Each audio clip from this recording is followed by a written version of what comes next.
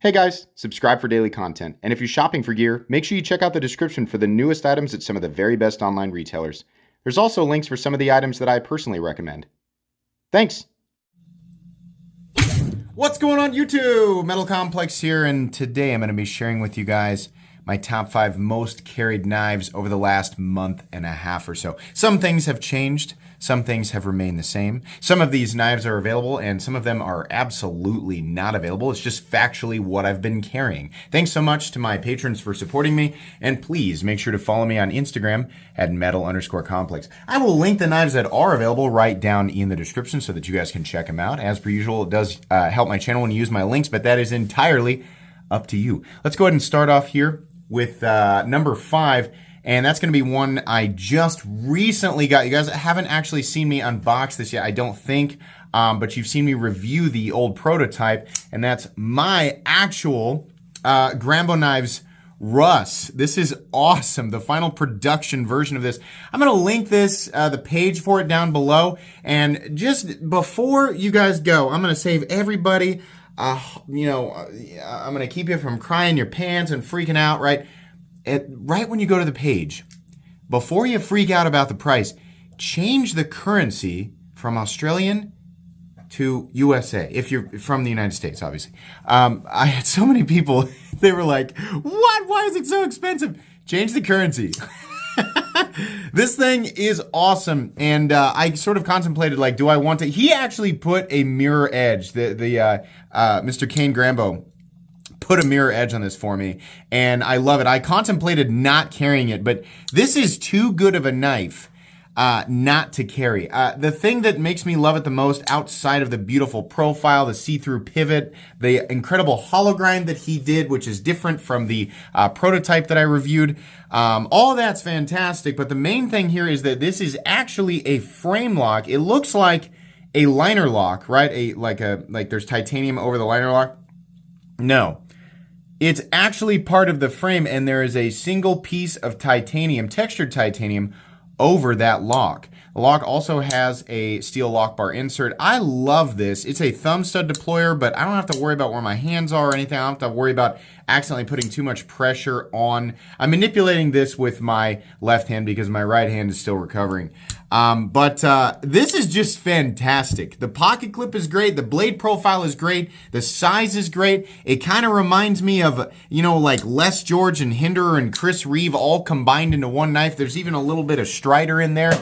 I just love this thing. It is such an awesome profile. And the thing that I love the most is, despite it giving me vibes from a lot of makers that I like, it's still absolutely its own thing. I just love this knife. This is such an awesome design, and it's been a joy to carry it over the last, I've only had it for about a week or so, which is why it's in the number 5 spot. But the Grambo Knives Russ is amazing. I really hope he continues to make this model and evolve it and do different things, because it is such a fantastic piece. Absolutely. Moving on here, one that is super affordable and super available. This is probably my favorite button lock from the Civivi Sencut. They're all the same company, right? This is the Sencut Crowley. Very inexpensive. What are these, 50 bucks?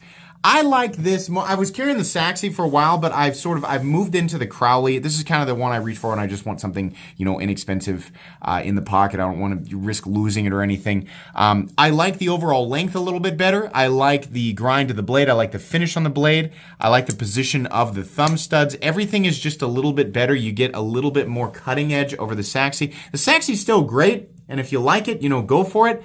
But the Sencut Crowley is, I think, Sencut's best button lock, and it's really hard between this and, like, if you're going to spend some more money and go with the Civivi Chevalier, which I think this is the best Civivi button lock. It's hard to say which one is better. It's really hard to argue with this. This is one of the best budget button lock knives on the market.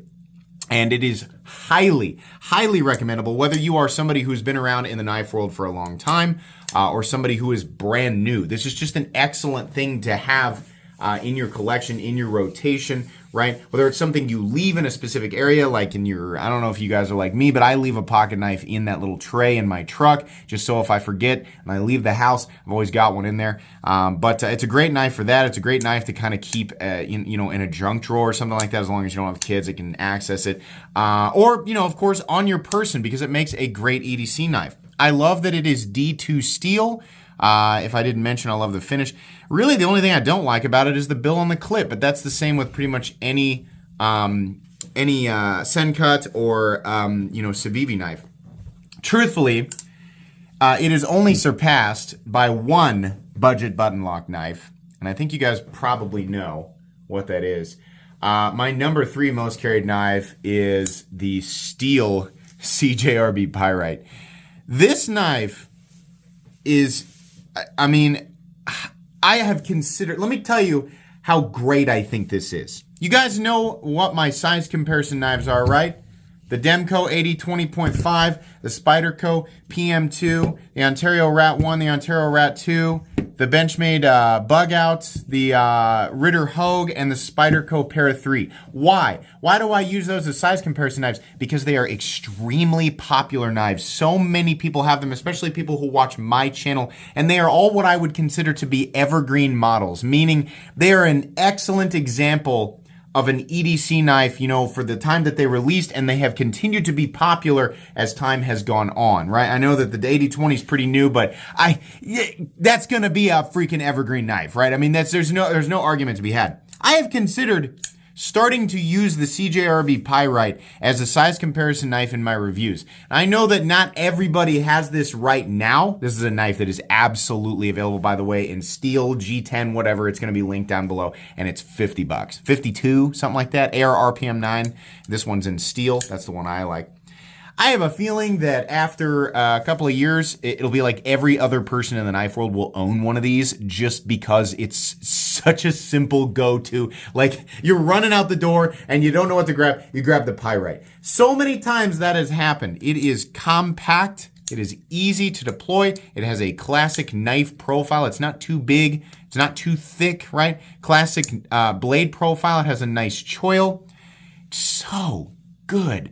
I really hope, really hope that CJRB plans to add some texturing or something. That would just make this so good. They did so many things exactly right. I don't know why they didn't do a captive pivot, but I'll choke that down. AR RPM 9 is a powder steel, by the way. It is one of, if not the only, powder formed compositions that you will consistently see under $100. But this is $52, right? Do yourself a favor and pick one of these up. It is, I don't say this very often because I don't do like the, I don't like to make everybody in the whole world feel like they have to buy something. I try to, be really careful about that. But this is, if it is legal, which for most of you watching this, if it is legal for you to own this knife, you should buy it. This is one of those knives that is basically for everyone and will make just about everybody happy. There's going to be a few people who are just contrarians and they just, or they just don't like the button lock, right? And that's perfectly fine. But this is legitimately a pocket knife that I can recommend to anybody. And lefties, honestly, I think you have it easier, right? People saying, I'm left-handed, it's a right-handed button lock. I'm right-handed, and I think it's easier to manipulate with my left hand because I get to use my index finger, right? This is an excellent pocket knife. CJRB did a great job. Sorry, let me move all this stuff out of the way.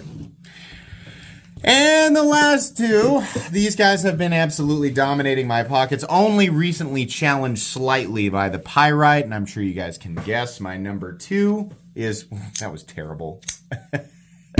The Demco AD 20.5 in titanium and 3V.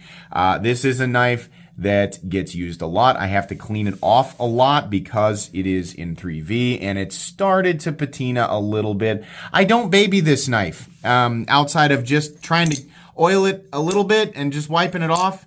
This is a knife that I will take out and use for pretty much anything. This is a compact and ridiculously strong knife. If you don't know, the Shark Lock was invented by Andrew Demco. He's also the father of the Scorpion Lock and the ever famous Triad Lock. It is exactly as strong or better than the Triad lock, but you get it in a beautiful, compact, and ambidextrous package. This particular one sporting the Shark's Foot blade, which I think is absolutely the best for day-to-day EDC. 3V, this knife has single-handedly convinced me on 3V steel. It will absolutely patina on you, and if you are not careful, you'll get little marks of, in fact, I think I actually have a little bit from just being negligent. I think there's a little tiny bit of surface corrosion, which honestly, I don't care about anymore. I have 2 of these. Knife's so nice, I bought it twice. One for size comparisons and one for general use. This one has also seen plenty of use. You can see there the scales here. This is a good example of how the scales will look after a while. They're just gonna get marked up. If you buy the smooth one. If you go with the textured one, you're not gonna see it. That's the beauty of textured titanium. Not only is it more grippy, this one is absolutely more secure in hand. But it will not show scratches nearly as readily. Really, the only downside to 3V steel is that it will readily corrode if you do not take care of it. But man, the edge and the performance of this stuff, especially in this geometry, I just love this. This is such an absolute micro tank. I cannot believe how durable this thing is. I throw this thing around. No, I just don't care. I love this thing. I don't have a problem. Like if I, my hands are busy and I need to have both hands busy and I had, the knife, I don't have a problem tossing it. It'll bounce. The titanium and the lock and the blade and all that, it'll be fine. Obviously, I'm not throwing it as hard as I can against a brick wall for no reason. But as far as using it, right, I'm not going to say that I'm jamming it between 2 pieces of wood and prying them apart or anything like that. But I trust that lock more than pretty much anything other, aside from other locking systems invented by Andrew Demco. That is absolutely one of the strongest locks on the market, and it is amazing how much this thing can take. You might notice this one has a different clip. This is the Lynch Deep Carry clip, made specifically for the AD 20.5. I think it's a little better. It's not a perfect clip, but I think it's a little bit better than the stock clip, which looks like this. But you know what? Pick whatever you want.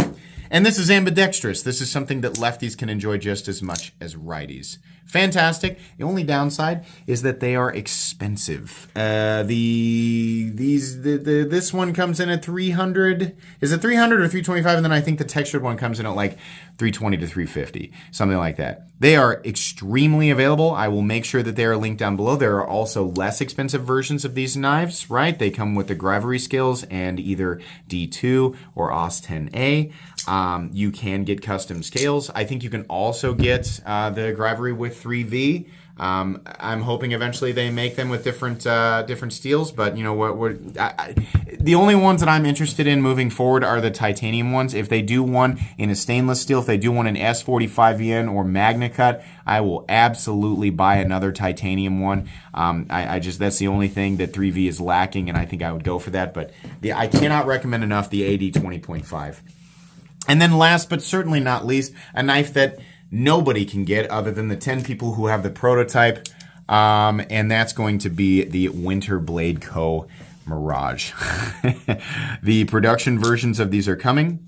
These are made by Brian Winters, which I mistakenly called Brian Winters Brian Nadeau in the last video, where this was brand new and it was dominating the pocket. It was in the number 5 spot.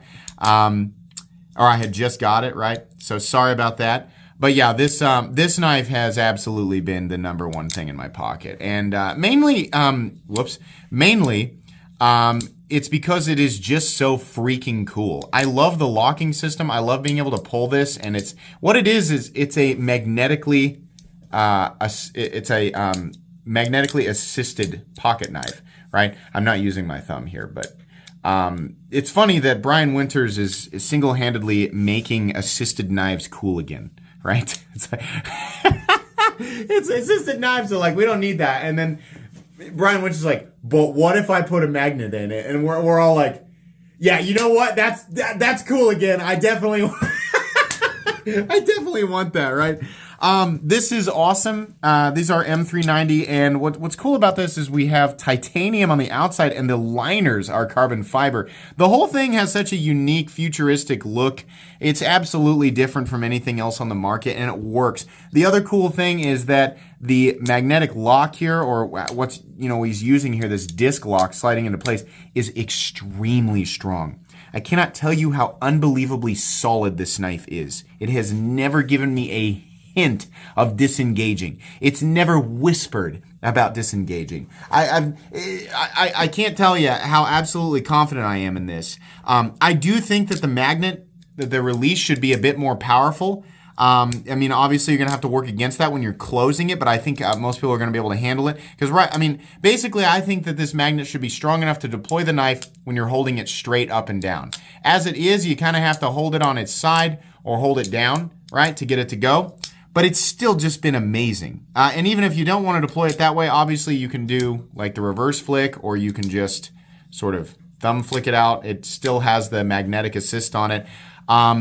Really, really great. The blade geometry has been awesome. I think that once these finally are available in production form, I know you guys are going to ask anyway. So for those of you who are typing, where do I get that? Listen. Just listen, okay? If you are about to type, or you are currently typing, where do I buy this knife? Listen to me. This is a prototype. You can't buy this knife yet. There will be, I'll link Brian Winter's page, Winter Blade Co., so that you can get all the details on the Mirage, and when, if the pre-orders are launching, and maybe the pre-orders have already launched, right? You can go there and check it out. Best case scenario, it is a pre-order.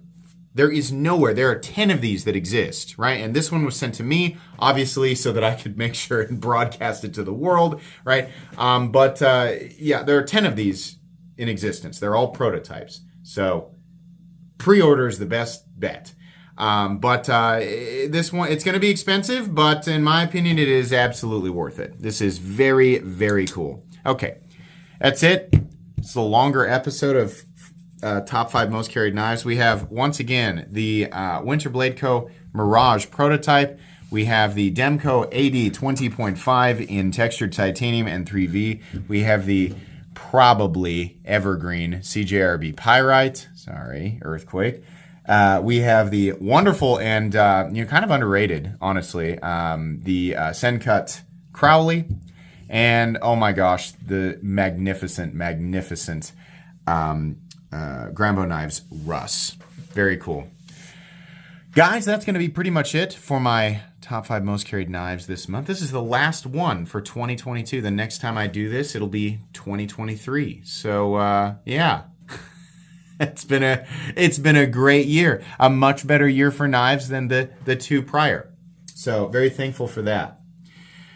Like I said, I will link anything that I can down in the description so you guys can check that stuff out. Please make sure to follow me on Instagram at metal_complex. If you enjoyed this video, leave a like. If you'd like to check out my other content, I do, of course, have lots of videos of knives that are either expensive or inexpensive that I do or don't like, so check those out. And if you enjoy all my content, go ahead and click on the Metal Complex logo right there and subscribe, because there's definitely more coming. Thanks again for watching, everybody, and have a great day.